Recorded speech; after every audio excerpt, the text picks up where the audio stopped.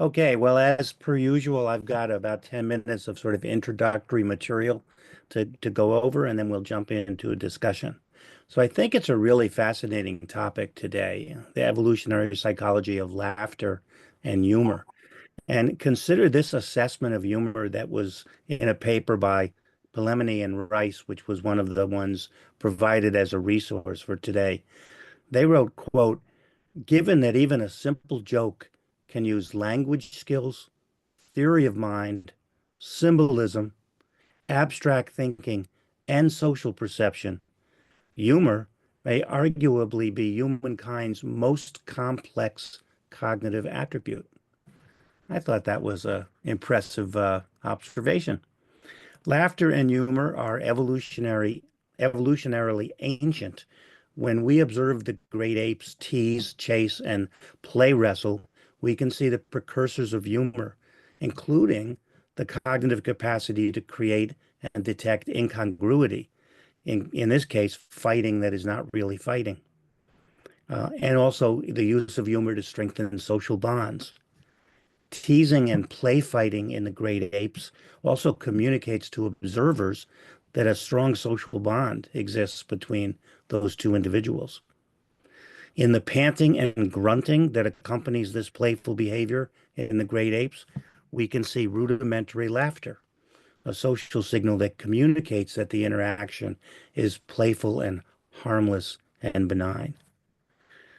In our species, laughter and humor are ubiquitous and universal and have probably been part of human life for as long as we've existed as a species. From an evolutionary perspective, laughter likely began as a social signal, helping early hominids build trust and reduce tension in groups. On the other hand, humor may also have evolved as a way to sharpen some mental capacities, such as flexibility, the ability to challenge assumptions, or reward creative problem solving. Humor also may have enhanced fitness by just contributing to an individual's resilience and overall well-being. Primitive forms of humor emerged very early in life. Smiling, laughing, enjoyment of peekaboo, tickling, and chase games all occur within the first 18 months of life. Babies typically smile at about 6 to 12 weeks, very early, and a milestone that deepens the bond between parent and child when that happens. 8-month-old babies engage in what really is teasing behavior, in which they hold out an object for you to take and then withdraw it when you reach for it. A brief digression about tickling that was in the Pelemini and Rice paper. They pointed out that tickling can be framed as a mock predatory attack, and it may not be a coincidence that the body's most ticklish areas are the same areas that are most vulnerable if you were to be attacked by a predator. Tickling has three things in common with humor. It has both congruous and incongruous elements. That is, it's simultaneously playful and aggressive. It fits into a certain window of arousal. It's neither so arousing that it's scary, nor so unarousing that it's boring. And lastly, laughter provides a relief and reduction in arousal when you're tickled. So a few things to keep in mind as we discuss this topic today. First, humor is a cultural universal, but there are cultural differences in humor. What is universal is the capacity for humor, just like the capacity for language is universal. Just as different cultures speak different languages, but all cultures have language. Different cultures may find different things funny, but all cultures find Something. all cultures find some things funny. Secondly, laughter and humor are closely related, but they're not synonymous. You can find something humorous and not laugh, and you can laugh at something that's not humorous. Third, there are many different types of laughter. We speak of nervous laughter, polite laughter, embarrassed laughter, mocking laughter. You can laugh with someone, but you can also laugh at someone. signaling the fact that laughter can be a sign of either affiliation or an attempt at dominance. Laughter can be spontaneous or forced. When laughter is genuine, it tends to involve the muscles of both the mouth and the eyes. And when forced laughter is more superficial, tending to just engage the muscles around the mouth. And we're very good at looking at a human face and discriminating if the laughter is genuine or forced. So if I do tell any jokes here, I'll be able to tell whether you're just giving me polite laughter or whether you genuinely thought it was funny. Fourth, both a sense of humor and a tendency to laugh are personality traits that, like all personality traits, are distributed on a bell curve. We speak of someone as having a great sense of humor, and we might speak of someone else as having no sense of humor at all. Some people laugh a lot in conversations, other people laugh less frequently. And there also are individual differences in what people find funny. For example, I love Laurel and Hardy, but my wife does not find them funny at all. And she says she does not like slapstick. I tend to like slapstick because I appreciate how brilliantly crafted those routines have to be. But I find slapstick especially funny in the context of Laurel and Hardy's comedic personas, the hapless Ernest and dim-witted Stan, and the pompous, perpetually exasperated Ollie. So when the paint can falls on Ollie's head because of the confluence of Stan's incompetence and Ollie's hubris, I laugh. Fifth, theories of humor are different than theories about the evolution of humor. Theories of humor are about why we find something funny. Theories about the evolution of humor are about why we find anything funny. In other words, why does humor and laughter exist in the repertoire of our species at all? Sixth, sexual selection likely played a role in the evolution of laughter and humor. Research shows that women tend to prefer men who make them laugh, and men tend to prefer women who laugh at their jokes. In short, humor is a sexually selected trait in men that signals mate quality to women. It's probable that a sense of humor signals other desirable qualities in a mate, such as intelligence, creativity, self-confidence, warmth, perhaps. Seventh and last, humor not only enhances the fitness of individuals within a group, but a group with more humorous individuals may have been more fit than a group with less. We can talk about why that may have been.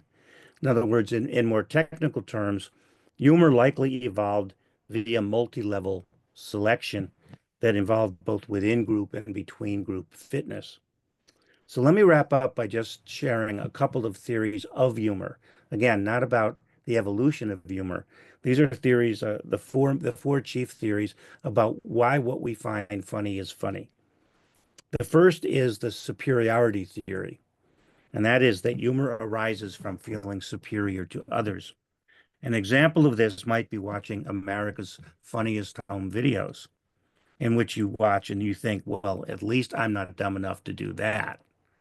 You're feeling superior. On a more somber note, though, ethnic humor in which an outgroup is made fun of also falls into the category of superiority theory and appeals to our us versus them instincts. The second theory is the theory of relief, that humor provides a release for pent-up anxiety and tension. Consider this joke by Stephen Wright. He said, "A cop pulled me over for speeding, and I said I was doing 60, and the cop said I was doing 60 in a 30-mile-per-hour zone. I said, yes, officer, but I was only planning to be out for half an hour." Now, one of the reasons that's funny is that the setup creates tension. A cop has pulled this man over. That's an anxiety-provoking moment. But the punchline provides release. And Freud was more specific. He felt about the type of tension. He felt that it Humor provides release from built-up aggressive or sexual tension. This is Mel Brooks captured the aggressive quality of humor when he famously said, "Tragedy is when I cut my finger. Humor is when you fall into an open manhole." The third theory is what's called the benign violations theory, which says that something is funny when it violates a social, a moral, or a logical norm, but does so in a way that feels safe and acceptable. So for humor to arise, the violation has to be seen as non-threatening, typically because either the situation is playful, um, the person affected is very distant, or the violation is not very severe. And lastly, there's the incongruity theory of humor, which is that humor arises when what happens is something different than you expect, which creates a cognitive surprise, which is pleasurable. The structure of many, many jokes is essentially you're heading down the road like this, and suddenly, boom, the joke takes a sharp left turn right at the last minute. And there's something about that cognitive surprise that people find pleasurable. So let me take this joke by Rodney Dangerfield and show you how the last two theories can explain it. I'm a big Rodney Dangerfield fan. And one of my favorite lines, he said, "My parents moved a lot when I was a child, but I always found them." So you can explain this joke with the last two theories. The benign violations theory would point to the fact that there's a moral violation in the setup to that joke. The parents are intentionally trying to abandon a child. But the violation is benign because the context is a self-deprecating comedian. The playful tone and the absurdity of the situation makes it clear that it's not a serious accusation, but a humorous exaggeration. Incongruity theory would explain the joke setup because you interpret the phrase, "my parents moved a lot," in a conventional way initially, that they relocated frequently. But the punchline is the left turn. The punchline flips the expectations, implying a more absurd and unexpected meaning that the child had to find his parents because they were trying to avoid him. And the humor emerges when the audience realizes that incongruity, realizes the exaggeration and the wordplay of the joke. So let me kick off our discussion with this question. What role does humor play in your own life? And when you think about your answer to that question, does it give you any insights about how laughter and humor is an adaptation? That is, how it might enhance fitness.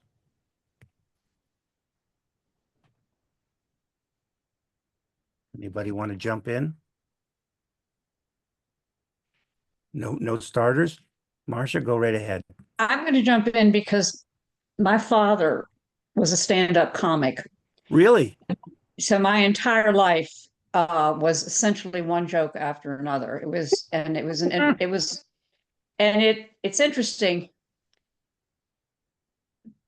He used it for moral purposes at one point, which was the whole issue of ethnic jokes, clearly off the table. Clearly, that was not a joke to put somebody down. All jokes had to be aimed at making people laugh without having to put somebody down. And that turned out to be a huge message to send to your children in life. It was very frustrating because you try to have a serious conversation, and I think he used it in some ways to protect himself from serious conversations with his children. I'm not sure that I'm not going to go into all of it, but he and my mother were a little bit like Jack Benny. And what was Benny's wife? Gracie. You're thinking of Gracie, yeah. You're thinking of George Burns. No, George Burns. Burns and Gracie, right. George Burns and Gracie. Well, I can remember inviting my parents down and having a party, and they're in the kitchen doing their, George Burns and Gracie thing, and the whole party is just oriented toward watching them do this performance. So it was a big part of our lives. Where it closed, though, there are 2 points. I was with him the night that he died, and sadly enough, fell asleep during the process. So when I woke up, but I woke up from a dream, and the dream was him peering over the top of the back of his bed saying, just remember one thing, it's all a joke. And that that has been something that I've used a lot to think about what I should be thinking about. And then the final thing is, I think that jokes come out of the same emotional place of play. These six emotions: play, seeking, caring, fear, anger, and despair. Those are the sort of, and play. I think jokes come out of that, social bonding, all that sort of stuff. But I'm really beginning to play with the idea of how joy comes out of that same dimension, emotional dimension. Hmm. So I'm wondering about whether it's about how we create joy, is telling jokes, but I can't go too much farther on that. But don't you think it? I mean, we're saying that it comes out of the play, the tumble, the tickling, the offer something, take it back. It's all about learning how to get along with people in a fair way, in a Although one, non-deprecating way. yeah, thank you for sharing that personal story. And I think everything you said sounds true to me. But one of the things that jumped out, Marcia, was you intimated that your father in some ways would use his sense of humor and jokes to keep intimacy at a certain level, to Yes. not let it go further. And I do see that as a function that some Mhm. people will, if they're always joking, and you're sort of never being willing to be serious, you can't engage them on a more deeper level in some ways. But yeah, I think Yeah. Ken had his hand up and then Hank. And remember the second part of my question too, which is, and Marcia addressed it in her answer, when you think about when you think about what humor is like in your own life, does that give you any insights into how it may have enhanced fitness, how it's an adaptation? So go ahead, Ken.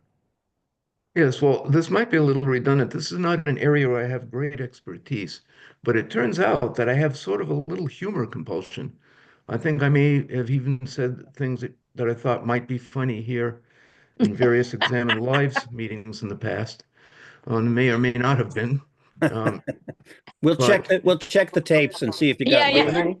Run those tapes. but I find that, and I've thought about this a good bit, and I find that what I do, I'll say something humorous. First of all, if an opportunity comes up, if someone says something and I think of a way, and it's always, the punchline is always a twist. It's always something that's different. An expectation has been set up, and Hmm. then we paint something that is the opposite or completely different from it. And Hmm. that has to be fundamental to humor, I think. Um, At least to jokes, it's fundamental. There's other yeah, types of humor, but yeah. okay. And so when I sense, I think that what I do, I don't know for sure.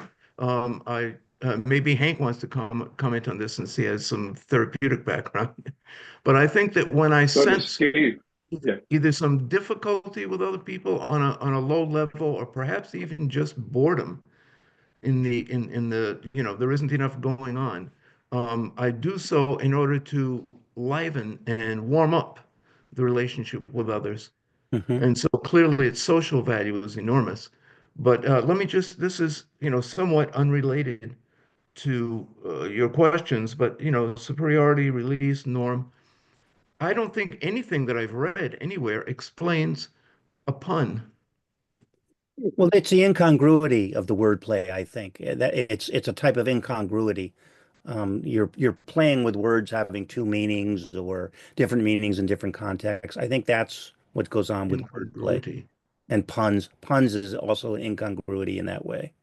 I And with think those, what do you call, I think what are called normative jokes or something, dung on my shoe. I stepped in shit. It's in Chinese, it's dung on my shoe. That sort of comment. Would that also fit in congruity? That sense of, obviously I didn't tell that joke well Yeah, because nobody well, laughed. yeah, I'm not sure. I didn't get that joke, so Oh, it's a, oh, what is Chinese for I just stepped in shit? And the answer is dung on my shoe. my oh, shoe. That's a oh. play. Yeah. It says a play on words. Yeah, it's funny because you're playing with words is what you're doing. That's back to playing. Yep. Yeah. But I think it's important. I may have set us up to just narrow this to a discussion about jokes, and I don't mean to do that because there are other types of humor. For example, one that popped into my head. I'm a big fan of Faulty Towers, the British sitcom, if some of you know that. And the humor there, it's somewhat like the humor with Laurel and Hardy with Ollie. Somebody who's all full of himself and pompous. When disaster happens to that person, there's sort of a Schadenfreude element to that humor. You take pleasure in seeing the high and mighty and the pompous brought low. That's not really a joke. It's more character comedy or situation comedy. But Okay, Just got just a as six. my go last, ahead. can I just the last thought? Can I just say, Yeah, go ahead. uh, oh no, I forgot what it was. Go ahead, Okay, Hank. Hank, Chris, and Rob. Didn't Freud talk about puns? Just Yes. Yeah. okay. Yeah.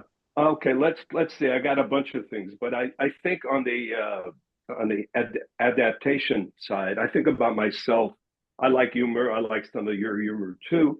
I put something in the chat. I don't know if people saw it, but it's a kind of a Yiddish aphorism. Humans think and plan, God laughs. So I don't know. It is a I joke. I read get it. You get it, right? Okay, that's a God joke. Yeah.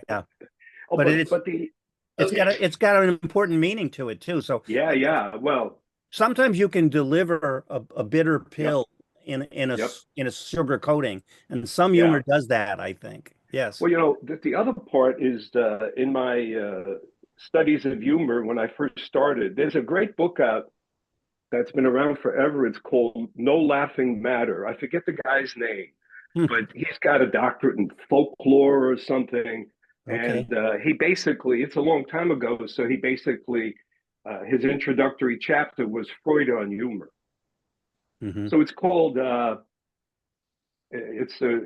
humor is your psychological signature. By the jokes you tell and the jokes you laugh at, he's saying, I can tell what you're about, something like that. So he Interesting. categorizes thousands of English English speaking stories, like, okay. The other is the one from Freud is what you just said, Steve, is to be able to express the forbidden Hmm. through humor. That would be Freud. And yeah. And also in terms of the adaptation, you can take a risk and do a little playful quip or something and still not get kicked out of the group. Hmm. Or for me, when I walk around, I use humor in my work, especially in the last 20 years, because Hmm. I got to give somebody credit before me. So the guy's name is D.W. Winnicott, Yeah. and he talks about play in the human environment and fantasy and imagination. So I find, some people are humorless. It's also my humor, so I have to be thoughtful about that. But I find out that the people who are kind of withdrawn and kind of a schizoid thing where humor doesn't even cross their minds. Hmm. So it's adaptive for them. But I think one guy I know is a young guy in his early 30s. I think he's pretty boring on dating because he's got no play in humor. Oh, And some of the work is to find out if he's interested in it because he's not having a good time. Okay. yeah. I've sometimes told people, if you want to be interesting, you need to have interests. That's right. Anyhow, Yes, and bank. go ahead, Okay, Hank. just the other. So for me, so just the things that you said in terms of the humor helps us bond. The humor serves to warn somebody that they're breaking the norms. What's the other one? And it's a sort of a norm control. Okay. So I know for me personally, I'll tell my stories, my jokes, depending on the environment. And sometimes it's for me to check who I can get along with. Yeah. Like if we have something in common, it doesn't have to be great humor, just that somebody even has an interest. And then I figure, well, those people who we can tell a joke or two or pass along something, I'm going to hang out with them more. So it's a social bonding, like Ken said for me. You raise an interesting function I hadn't thought of, but it is a way, it's a way to sort of put a feeler out towards another person and get a sense of, I don't know how to phrase this, how How tight, far how can I tight, go? how tight or loose are they, about maybe language or about social norms and things like that. That's interesting, Hank. I hadn't thought of that one. Let me go to Chris and then Rob. Mm. I had just a few little thoughts. One is that in my experience, someone with a sense of humor, but who is not 100% joking, so they don't connect or say or have a serious conversation, but they have a good sense of humor. Those people are attractive and have status because of that, and can sometimes make up for other things like maybe appearance or whatever by having that sense of humor that makes them attractive to others and gives them some status in the group. And it's also evidence, at least when you're talking about banter versus jokes, it's evidence of the ability to think quickly, Yes, it is. think That, on your feet, respond yep. to something. So, kind of building on what Ken said. And it's also jokes are stories. They're just very, very short stories. And so some humor, it's really a form of storytelling. And I'm sure that's what your dad was doing a lot of, Marcia, Yep. is storytelling. And being a storyteller, it also, it has multiple functions. One is it provides status in the community, but another is that it provides cultural transmission, and a joke provides it in a very short form. And humor in general is short form. It's not usually very long form. So it's efficient. It's an efficient way of communicating norms or just even cultural stories that might otherwise be, things that might be a very long story. Maybe they can be made compact and more palatable, and the kids will sit there and listen to it if it's funny. Whereas if you're droning on, you're not going to transmit that culture very well. So there's that efficiency and palatability of the communication. So I see those as all being very adaptive. One thing you mentioned, I'm just going to highlight that I think is also important is the type of person that becomes a comedian, or likes to tell jokes. I don't necessarily mean a professional comedian. Often that's compensatory in some way, that they're not able to be popular on the basis of some other attributes, but they have that ability and it gets them liked, and it's a reward. I remember George Carlin once in one of his routines saying that he said, you know what my job is? My job is, hey, love me. Look at me. Look at me and love me. That's my job. And a lot of comedians, when you hear them interviewed, and they will talk about a moment in elementary school when the light bulb went off, that if they were funny, people liked them, and it was like Absolutely. it was like a fix that they spent the rest of their life going after. Rob. I was thinking, well, I got two things, quick ones. One is the whole area of dad jokes, and which are really puns, and the interaction with your children while they're growing up, and the wonderful transition moment when, as adults, they suddenly say to a pun you make, "That was a good one," instead of rolling their eyes. Groaning. And groaning, yes. I mean, when they're kids, you want the groan. I mean, that's the Yeah. measure of appreciation. But when they start to get it kind of conceptually, it's a really terrific moment. The other one is about ethnic humor, and I was reminded of the Julia and the Script Maker, I think is the book, and it makes fun of Albanians all the way through the book, and there's a whole plot around Albanians and them being funny. And at the end of the book, he says, "Well, I guess we can't make fun of Albanians anymore. Now they've become real people." I hear the Finns are pretty funny. Well, one thing about ethnic humor that I think we probably Sorry. can agree on is that in the span of our lifetimes, we all look like we're roughly about the same age, maybe. In the span of our lifetimes, that has gone from socially acceptable to socially unacceptable. It is not okay anymore to tell an ethnic joke. And certainly when I was growing up, you heard those all the time. So that's a change. I think we'll go to Alan because he hasn't jumped in yet, and then Ken and Hank. Okay, it's just a quick one. I grew up in South Dakota, upper Midwest, and it was all Swedes telling Norwegian jokes and Norwegians telling Swedish jokes. So my take on ethnic humor was that it was totally ridiculous, because You know it was what? such a homogenous culture. To some degree, it's still The differences. it's still kind of okay to tell sort of a good-natured regional joke or a state joke. Uh-huh. I'm in Minnesota, and I remember Garrison Keillor once telling, he would do his annual joke show, and he used to do Iowa jokes.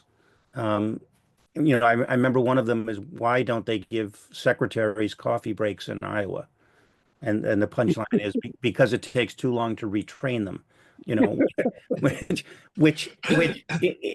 That's still kind of okay. People don't take it seriously.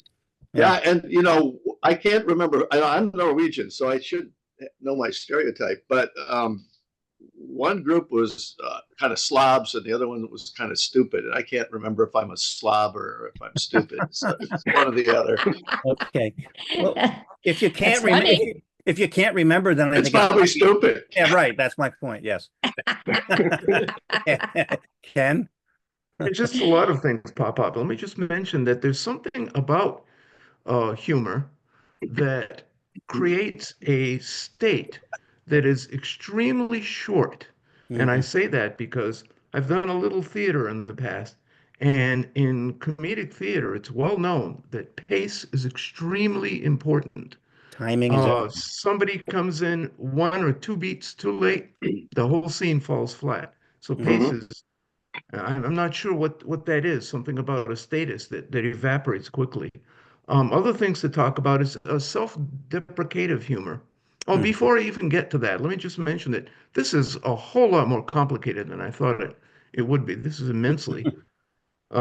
Self-deprecative humor, it seems to me, tell me if I'm wrong, it seems to possibly perform two functions. One, it could make you look more humble. But also, if you happen to be, let's say, for example, you're very, very smart, and people know that, and you make a self-deprecative joke that makes you look dumb, what that does is reinforce their That you're perception of very intelligence, so that self-deprecative humor can either be reducing or increasing, either making you superior or more humble. It can be either. That's Um, interesting. You can it can be a leveling maneuver in reducing status differences. But as you're talking about that, as I mentioned, I'm a big Rodney Dangerfield fan. And I'm thinking about Dangerfield's, his whole shtick was self-deprecating humor, Suffocation, right? yeah. That's all he did. And I saw a documentary about him on public television, and he struggled with depression, serious depression, his whole life. And he wrote all his own jokes. He had no writers. He wrote all his own jokes. So I'm thinking about, in some ways for him, that self-deprecating humor was a way to take his depression and use it in some cathartic fashion, I think. And we all laugh at that because we all have moments where we feel like Rodney Dangerfield. At least I do at times. This part of life. But anyhow, Hank, go ahead. Yeah. So I don't know if this is kosher, but I wrote it for this discussion because it's not about politics, but it's about what I wrote in the chat about Donald Trump and his public demeanor. So I think I said do people think that he's humorous or playful or funny, and can he be laughed at? So I was on a Zoom call with some, but these were psychoanalysts, but still, they still can try to be funny, and they were talking about what's going on in the political realm. I'm not talking about what people are going to do, what they're not going to do, just the personality. And a couple of people said that guy doesn't have an iota of playfulness or humor in him. And it kind of struck me. I mean, I don't listen to him that much, but so I just wondered if we could, not worrying about whether you like him or not, or does he draw you in with his playfulness and humor, is because it's a public figure. I don't see him having much of a sense of humor. Certainly not. I don't think he can take a joke Not about about himself. not about No. himself. No. Yeah. Well, No, I if I don't know. might, Wait, but oh, hang on. Yeah, go ahead. just I'm wondering because Chris, you mentioned that he does ethnic jokes. I don't think so. I mean, I've been around all my life, ethnic jokes. You know, the more you're around, the more you hear different cultures, whether it's Canada or the States or. I don't know if I've ever heard him tell a joke. On the other hand, I don't think I ever heard Jimmy Carter tell a joke either. We So, don't expect it from Jimmy Carter. He's just, yeah, well, I yeah, think but there's some stuff that I would call snarkiness, that's snarky. Yeah, and maybe that's there's a jokey quality to snarkiness because it's not quite it's not hewing to the truth, and it's trying to get a reaction that might be a laugh. So if you say something about those horrible people, but you say it in a snarky way, people might laugh. Whereas if you just say, "Oh, those horrible people," I'm, well, I'm the under one the thing, impression, don't some people think he's hilarious? they do. I don't I know. think so. I think the so other thing too. is, I think when he's in those small groups and you get a leaked transcript or recording, Yeah, I think there's more of that he's unguarded playful. snarkiness in those. I'm not. yeah. I would hesitate to call it playful, but maybe Yeah. I don't know. But I think there's something. One thing that he's done, and I think other people do this too, is he'll say something that is aggressive, and Oh then yeah, just a joke. when he's called on it, he'll say, "Oh, I was just kidding." That's Yeah. true. And I think that's sort of a misuse of humor when that occurs. Well, if you Yeah. say you were being funny when you weren't being We're funny, not. that's deception, right? Yes, yeah, I guess you could either go in, you could either do that with conscious intention, where I'm going to say something hurtful, and then I know afterwards I'm going to cover myself by saying I was just kidding, or I say something that was hurtful that I didn't think was hurtful, and then, to protect myself, I say, oh, I didn't mean it when you really did. No, but But every politician does that. Their well, excuse is, "Oh, I'm sorry, that statement was not no, but are you operative." laughing when they do it? It's not what they do. It is it the timing. You know, you're a showman. You know, you got to do it. And but I want to say that Trump seems to represent that Freudian notion of expressing the forbidden, but I don't mean, and in the aggression side, the expressing hatefulness or denigration or finding ways to be superior, but without humor. But I'm saying I don't sense he uses humor. Well, probably a lot of people didn't. I wonder if anybody remembers anything about Mark Twain talking about humor. I'm Oh, thinking yeah. about it. What did he say about humor and personality? Anybody remember? I can't remember now, but he did a good job with that. Well, Yeah. That's before yeah, TV. Mark Yeah, Twain had many great one-liners. yeah. Yeah. One of my favorites is, and I tell this to my friends that are obsessed with golf, which I don't understand. And Mark Twain said, "Golf is a good walk, spoiled." How about Alan and then Sage? Well, so getting back to Trump, I mean, I really do think there are people, there's a whole transgressive humor thing Yeah. that, people that think, I think find that funny. I mean, you know, I think a lot of his appeal is there are a whole group of people that uh, uh, feel sort of entertained and liberated by him saying fucked up things. And Mhm. there is a tradition in which expressing exactly that is humor, a whole schools of comedy. Yeah, So I suppose when you say that somebody is using edgy humor, what you're connoting there is they're going right up to the brink of what's considered transgressive and maybe sometimes crossing the line. yeah, and I think he crosses the line from our perspective and does not cross the line from people that find that attractive. Sage. I think one thing we haven't mentioned that his humor represents, but is also um, part of like humor literacy in the, age of Twitter and things like this, which is, I want to say like absurdity, but it's sort of like um, a it's somewhere between absurdity and nihilism, which resonates with a lot of people, regardless of whether you even like Trump or anything.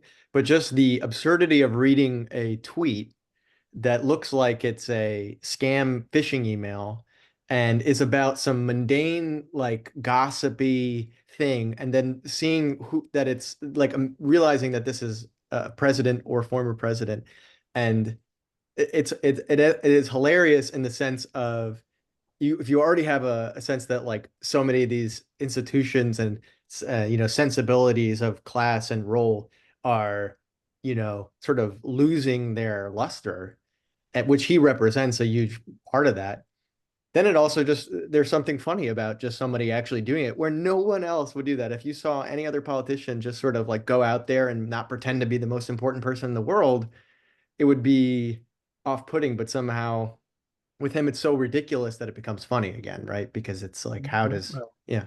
I might call that gallows humor, but Yeah, Sure. because it's one thing when the most powerful person in the world does it. The context of who is saying it colors how you react, I think.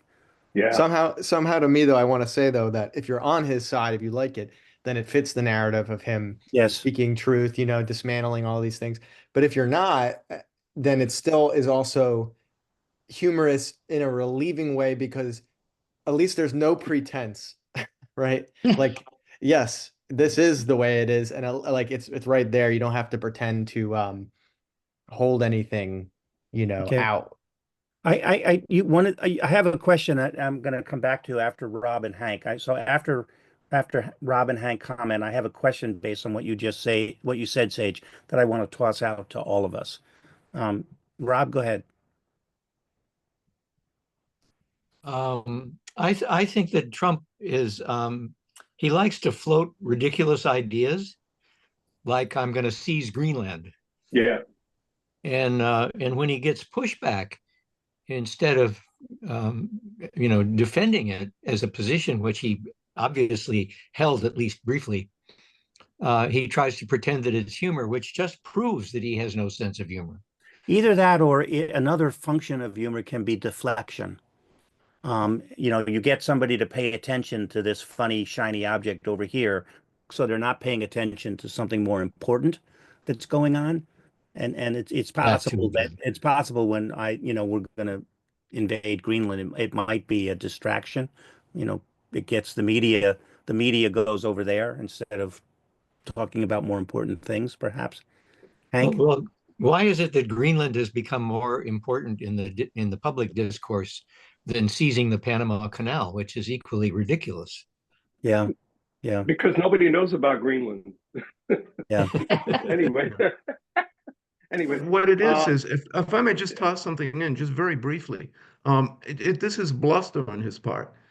And frankly, if bluster, causes some slightly better behavior and avoids war, it might be one of the more useful things he does. I don't know. I confess I'm a little distressed that our lovely discussion of humor has evolved into a discussion Oh, about Trump.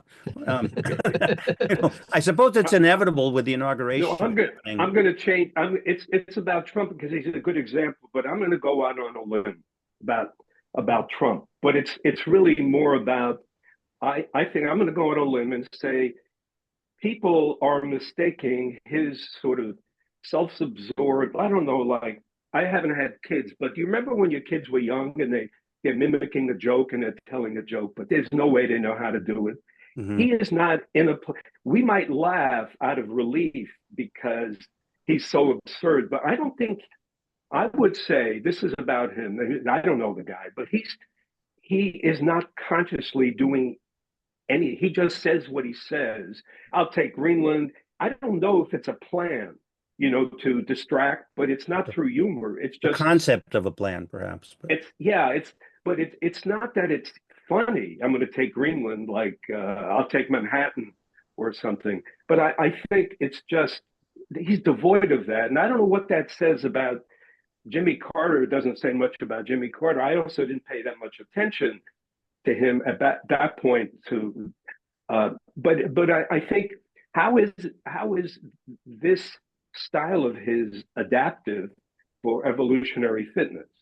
well, let me toss out a question that I had written down as one that I wanted us to get to, perhaps, because we're talking about politics, and politics is about power and power structures. So one of the questions I have is, can humor and how can humor be used to address social issues or critique power structures?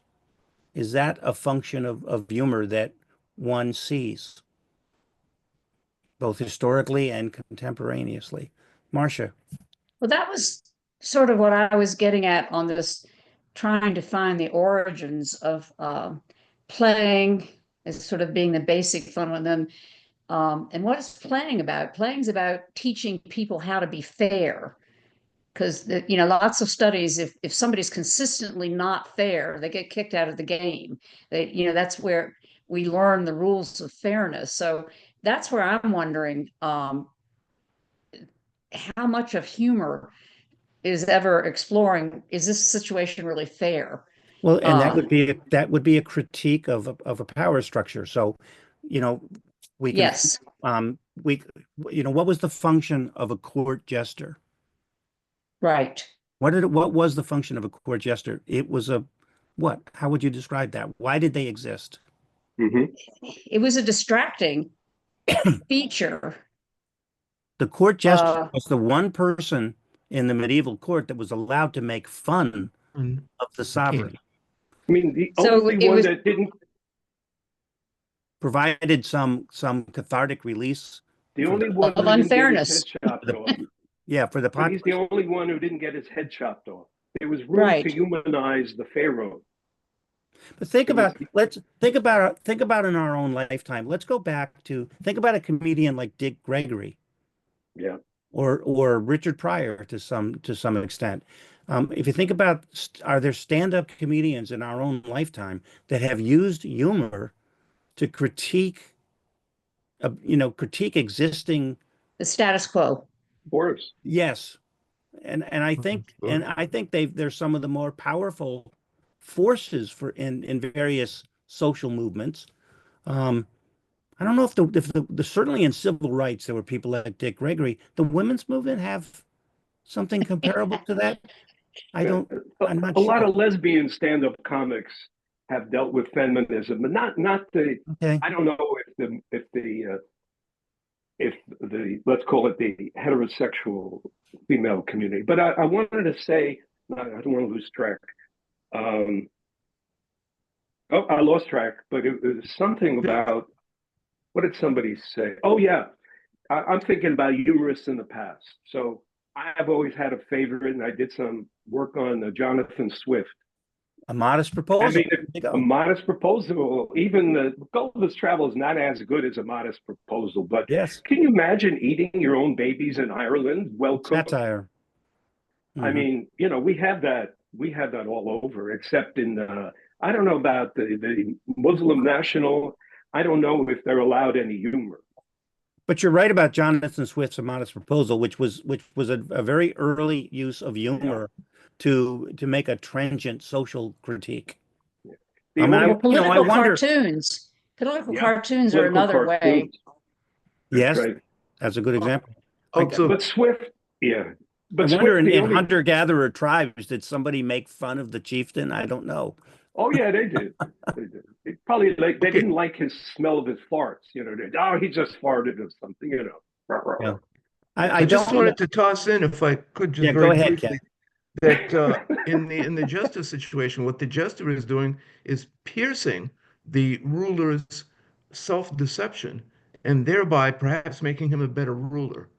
That may be Mhm. the that Mhm. might have been why he was valuable to the leader. To the leader, not just by diffusing. Yeah, and he needed that, but he couldn't allow anybody else to do it because that would weaken his power. That's That's right. that. This jester was his therapist. Yeah, Listen, I want to just ask everybody not to make fun of me anymore. we have Hank. I know. That's the surprise. How silly he is to say something like that. Listen, I could tell you all kinds of duck jokes one day if you want. Please.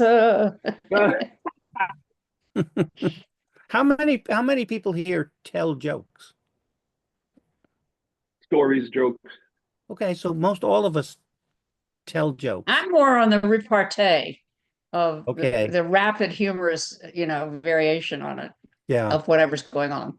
I always admired Johnny Carson for his quick wit. He was able to come back with a humorous comeback, and he would pause just long enough to make the timing just Oh, it's perfect. fun. It's fun. Yeah, yeah, It proves Well, you're guys, listening. yeah. the stereotype of stand-up comedy goes back to the Jewish, back to the oppressed chosen people, whatever you want to call it. Right, the Borscht Belt. The Borscht Belt. But there is one I was thinking about when I said oppressed. There's this.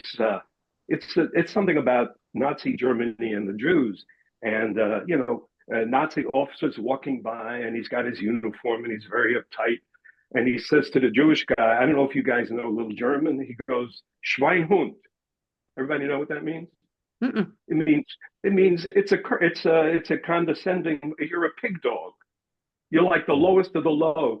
So the guy looks back at the Nazi and he goes, Goldberg here. All right.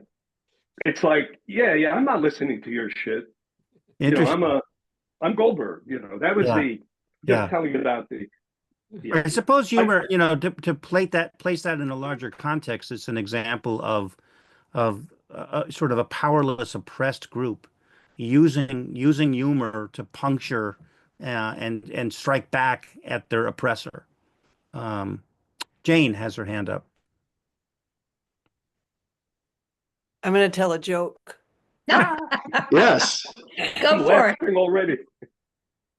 How do you get 6 Canadians to get out of a swimming pool when the temperatures are like about 100 degrees out? Wow. Oh, God. Ask them. They're so polite. Yes, they get the thing on politeness, right? But the thing is that I've heard a lot of Canadians be very, very critical of Americans. I mean, like dislike. Mm-hmm. They have good reason to be, yeah. But also I think we have it's a way of I want to know what that's doing. It's doing something for us. And I'm not sure what it is, but it may be that it's trying to placate or lessen, be good. Humor can, not erase, but certainly lessen ill will. Yeah, you can express disdain through humor. You can criticize through humor. The joke you just told would be considered an ethnic joke, but it's an ethnic joke that in some ways the punchline is about what is generally considered a positive quality. Yes. Rather than a negative quality, Yes. unless the point is that Canadians are too polite. Maybe that's the joke. I don't know. They don't make wars anymore. Say it again? What? I said they no longer make wars like we do. Well, I mean, they're so well behaved and we're so Yeah. horribly behaved. Well, that's what I took from the joke, was Yeah, that yeah, it wasn't right. about Canadians at all. It was about our, Yeah. we couldn't come up with the answer because we're American. And we don't do what people ask us to do. Well, here's That was another Canadian joke. Are you from Canada? No. You're- No, from no, Canada? no, but this is, I have That's great. an in-law, an ex-in-law from Canada. Hell in Canadian is heck. Heck is for those that don't believe in gosh. That's right. I will share with you a joke about academia that I like. Some of us probably spent some time in graduate school, and this joke I thought was good. Let's see if I wrote it down, see if I can remember it. Maybe I don't have it. Hold on. Well, Well, while I'm you're sorry, looking, Go while ahead. you're Go looking, ahead. can I just toss Yes. in a Yep. quick thing that another thing I about found it. making a joke is sometimes a joke can communicate something serious to another person, but if you just said it, it would be perceived as a criticism. Right. But if you Yeah. come up with something, if you turn it into a joke that doesn't include the other person, Yes, that's the you know what kind I'm of saying? you can deliver a bitter pill with a sweet coating. Here's the joke about academia. A PhD student, a postdoc, and a university professor are walking across campus, and they find an antique oil lamp. They rub it, and a genie comes out in a puff of smoke.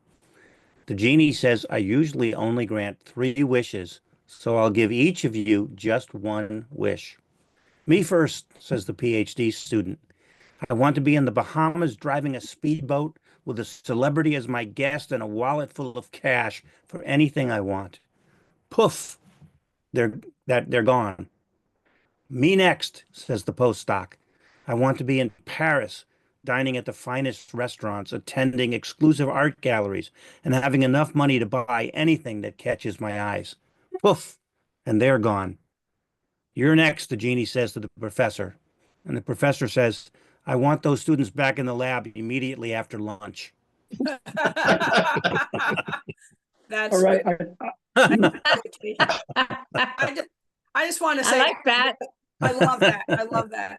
I just have a little tidbit, which, and I'm not going to tell a joke, but I've been going through old Oh, letters and please stuff. go ahead. No, I don't have it in front of me, but in going through old letters and photos and stuff, I found some little index cards. Now, my dad died in 1979, so he had a few of these little index cards with prompts on them to help him tell jokes. Ah. He'd keep in his pocket. And Wow. I was able, with those little prompts, like, we're talking 5 words, whatever, find those jokes, some of which would not be acceptable today because they were jokes about women or wives. I don't think they were ethnic jokes, but some of them were, they were off color, but in a weird way. Anyway, I just found that a very pleasurable thing to look those up and to imagine my dad telling those jokes. So I think, but the other thing that struck me about it was that I could find jokes from the 60s and 70s on Oh, the internet yes. by putting a few words in. Oh, absolutely. Yeah. I promised AI's jokes about evolution, so I don't know. I'll just tell one. But I Okay. have about 5. But this one's okay. It's short. These were produced by AI. I just did it. I said, tell me some Darwin evolutionary biology jokes. So, Okay. so here's a simple one. What's the difference between a hippo and a zippo? All right. I don't know. That was stupid. One is really heavy. The other is light, a little lighter. Okay. All right. I didn't get it, but That's here's that's so bad that yeah. Here's a better one, I think. why did the biologist bring a ladder to the party? Because he heard the evolution was going to be vertical rather than horizontal. All I right, told guys, you that's early. it. I said ChatGPT produces Lame jokes, but yeah. Can I tell one that I'm almost proud, but I'm sad that I came up with it. But you guys know my background is my folks were, in under Nazi occupation. So it's the air that I breathe and all. But one day I came up with this, and this is mine. Nobody else, I tell it to few people, but what was the basic medical problem that the Jewish people had in the prison camps? What was it? Gas. Oh, gee. I know, but I'm telling you, that would be dark That's humor, bad. right? That's Yeah. bad. To me, Oh. I know, but it's Only when you I could tell tell it. it. Only I This can is tell the it, only right? venue where you can tell that joke. Well, No, you I know, tell Only it. venue. I- we've just raised a really interesting point. Um, is Hank able to tell that joke because of who he is and his family background, Yes. where Yes. anybody else here could not tell that joke? So Right. what is that? That's interesting comment Yeah. about humor, isn't it? Yes. Well, it's in That's group self stuff. that's Mhm. self-deprecation, but in relation to a group rather than Well, I think of it perhaps. as in group stuff. Like we know gas is no big deal. Oh, you got gas, gastrointestinal. So it diminishes the power of the gas chambers. So it's not Yeah, so I guess what I'm self-deprecating. saying, but I don't think a non-Jewish person or a non-European Jewish person I doubt it. would be able to tell that joke. It's somewhat akin to who's allowed to use the N-word and who's not. I mean, it sounds like it's kind of in a similar vein to that. Yeah, but this is more benign and horrific at the same time than the Yeah. N-word, even though the N-word has become sort of homogenized. It doesn't mean anymore, oh, we can use it. You mean we were treated like shit? That's what saying, hey, piece of shit, how are you today? Yeah. So. Yeah. Rob, I think long ago you had your hand up and I never got to you. Oh, Lord. Okay. Come back. I'm trying You I to. don't just have to wanted to call say him that Lord. what Hank is saying says a lot about the nature of Jewish humor and why generally speaking all the great comedians are Jewish. They just have that sense of absurdity that obviously has a social function. My dad would have not have been able to tell those jokes. Not that one, but my mother was the humorist in the family. Dad, he laughed, but he had no good stories. So he's Jewish. That's all I'm trying to say. Yeah. Mhm. Well, so are you. So Yeah, I know. Yeah. Hank, I will share with you, since you talked about psychoanalysis, one of my favorite old Woody Allen jokes. He said that Yeah. he got into a dispute with the Internal Revenue Service because he said he was in analysis for years and he tried to deduct the expenses as a medical expense on his taxes. And the government objected to that and said it was an entertainment expense. And he said they compromised finally and made it a religious contribution. I don't know. I could hog the. I have another one about that, but from Jackie Mason, another Jewish guy. I don't know. They Yes. keep coming up. But about Jackie Mason talks about, he's having some trouble. He wants to go to an analyst to get some therapy. So he goes, and the analyst, like 30 years ago, says, "Well, what do you charge?" He goes, "Oh, about $3.50 an hour." This is like 30 years ago. So the guy goes, "What do we do here?" And the psychiatrist says, the analyst says, "Well, we're going to find out more about you." And Mason goes, "You think I'm going to pay you $350 an hour to find out I don't like myself? Goodbye." And one of my favorite, this will be the last joke I tell. Here we go. One of my favorite Dangerfield jokes is that he said he went in to see a psychiatrist, and the psychiatrist said, "Well, Mr. Dangerfield, I'm sorry to tell you this, but you have a serious mental illness." And Dangerfield said, "Me? Mentally ill? I want a second opinion." And the psychiatrist said, "Okay, you're ugly too." Ugly too, yeah. And again, the reason that joke works is that you think you're going here in terms of what does the phrase second opinion mean, and then it takes a sharp left turn. And that's the structure of so many jokes. Yep. Once you know that, every time you hear a joke, you'll see that structure, and it just happens over and over again. Although it is different, not all. I think long form humor with like narrative stories and things don't necessarily have that, but quick jokes usually have that kind of a So structure. let me take a liberty as not the moderator, but I would say, how is this session? This is not a joke, but when passed over, the Jews say, "Why is this night different from all other nights?" Okay, so how is this session different from all other sessions? Would be my We laughed without, more. yeah. I want Yeah. to We're tell it. bonding. I want to tell it. Go ahead, You Jane. see? That's how it's. Okay, I'm gonna, and it's so obvious why this joke exists, but it's a example. Two British lords of the highest aristocracy are riding out to hounds on these big, beautiful thoroughbred horses. And they're riding, and one of the horses lets out an enormous fart. And the guy that's riding the horse says, "Oh, sorry." And the other one says, "I thought it was your horse." I sort of Well, saw yeah. but again, it's the same structure. Yep. If you want to analyze it, we are over the time, folks. Yeah. We sometimes can go to 12:30 if we want to. Do people want to continue for a few more minutes, or we can stop here? I have a little time. I left time. If people need to leave, they need I to leave. need to go, but thank you. Yeah, I do too. This has But been very pleasant.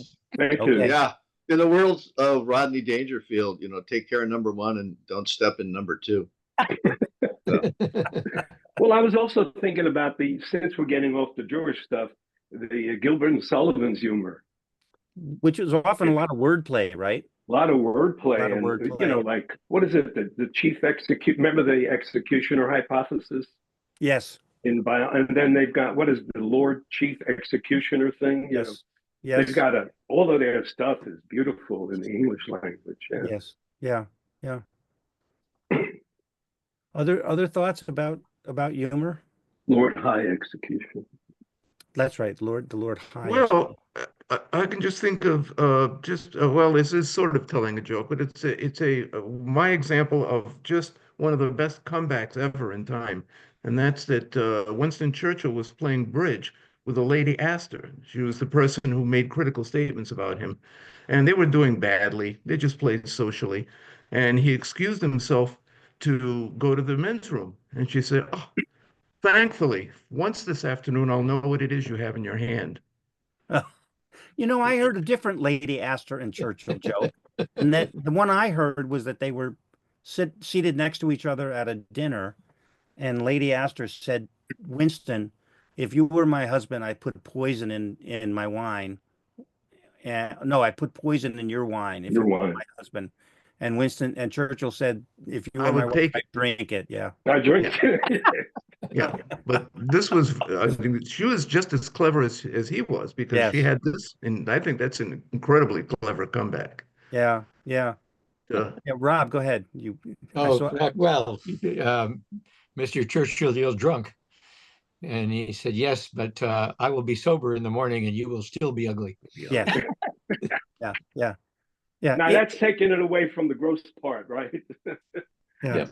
It is interesting that somehow when things are put in the context of humor, things that are socially transgressive are sort of allowed.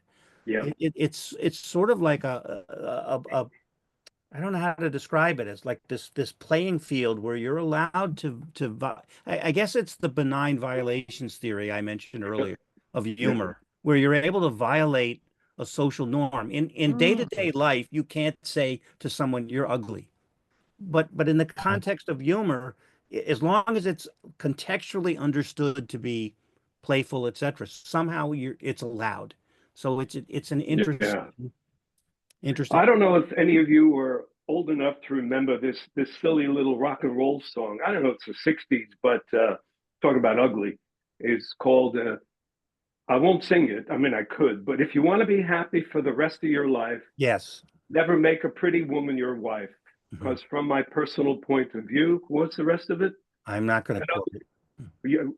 From my personal point of view, uh, get an Yeah. ugly girl to marry you. You know, that kind of, you can't do that now. Yeah. I You don't can think make that, it, think what? I don't think that song would be released today. No, no, but unless you put it on a guy, you know, Maybe. yeah.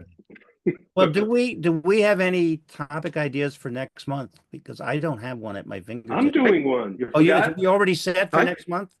Yeah, I'm doing uh, the evolutionary biology psychology of scapegoating. Oh, that's right. That's right. We talked about it, and it's going Yes. to be the main article I'm going to send is by. It's about a really brilliant Irish or British guy. I forget his name now. Talking about René Girard, about mimetic theory. I don't know. So I'll maybe I'll just send it out so you can have a long time to read it, and then I'll post my little brief thing. But Okay. hey, Hank, I wanted to make Go I ahead. wanted to make just at this point, it's just a vague suggestion, just one that popped into my head a couple of days ago. And that's how about the psychology of music? I don't have any particular expertise in the psychology of music. I've played a few instruments. My life has had a lot of music in it, but I would certainly be interested and willing to I, research that and come up with some oh, articles and any. yeah, Oh, not only the psychology of it, but given the the focus. evolutionary. Yes, the evolutionary Right, psychology of it. sure. It is a cultural universal, for sure. So in that case, it probably has some adaptive function. Rob.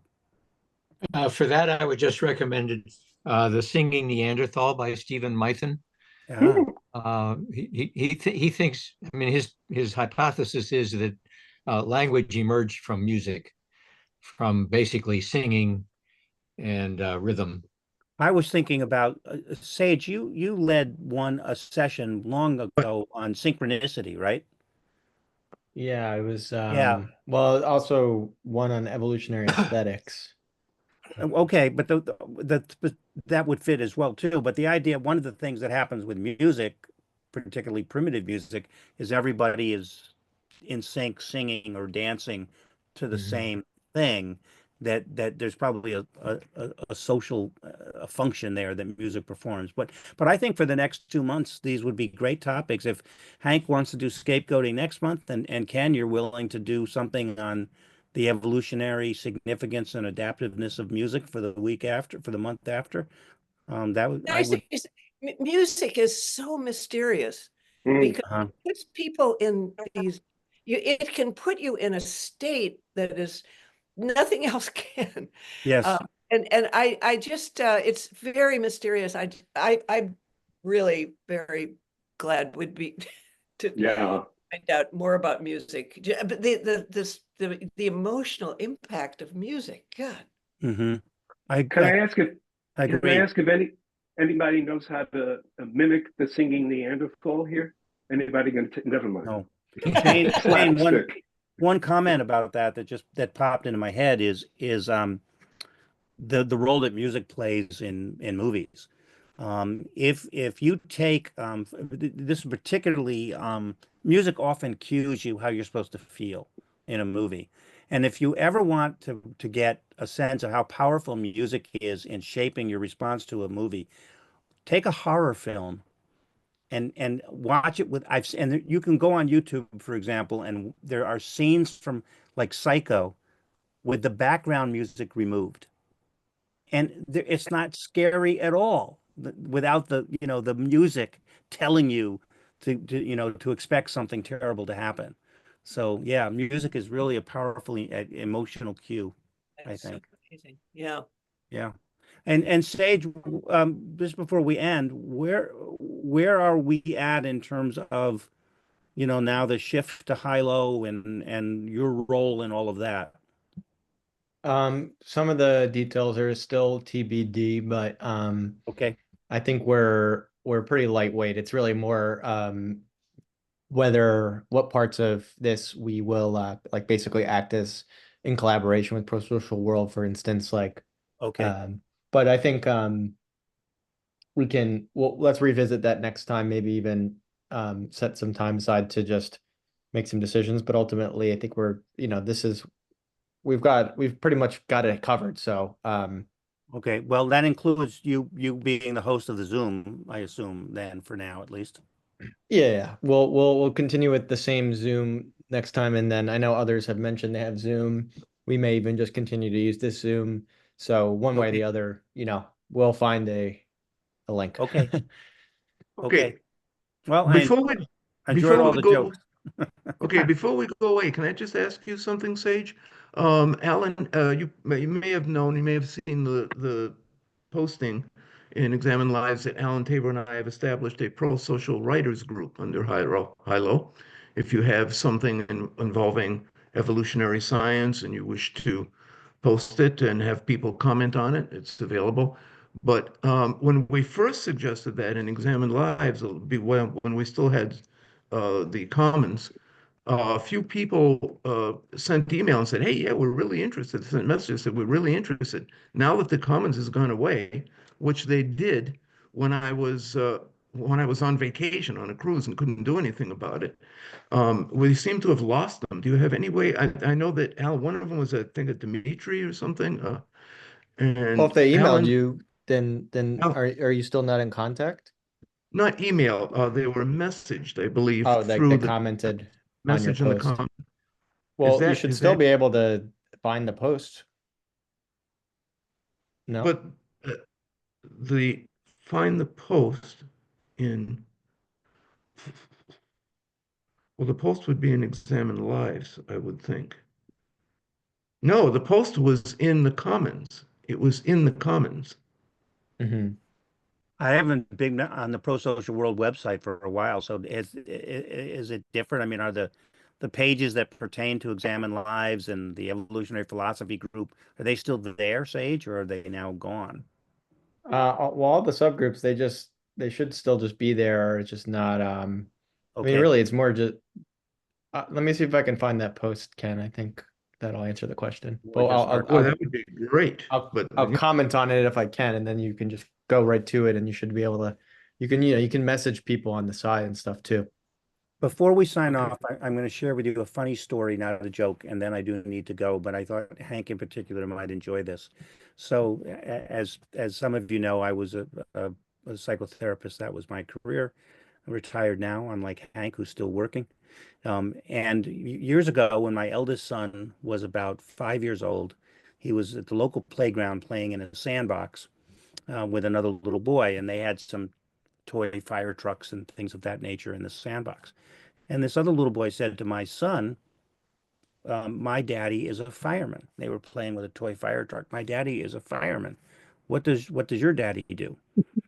And he had just mastered, he had just mastered this word psychologist, and I had given him some description of what I did. And I saw this look of, oh, he said, "My daddy is a psychologist."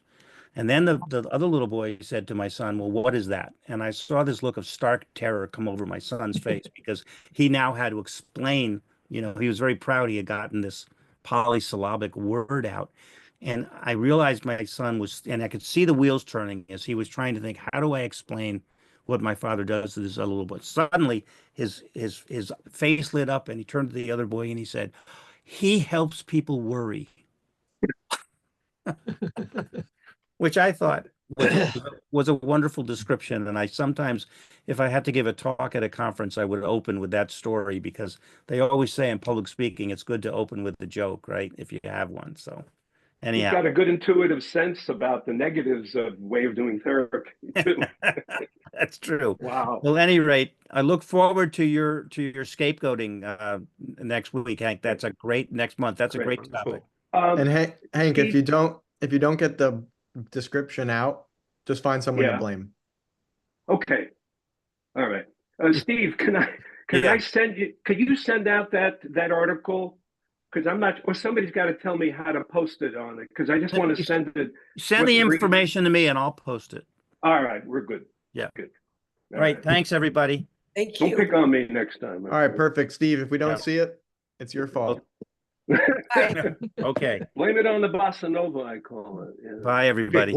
Last thought, just now. Blame it on the bossa nova. You know that song, Blame It on the Bossa Nova? No more I use last. that about scapegoating. I was like, blame it on, you got to blame it on somebody, right?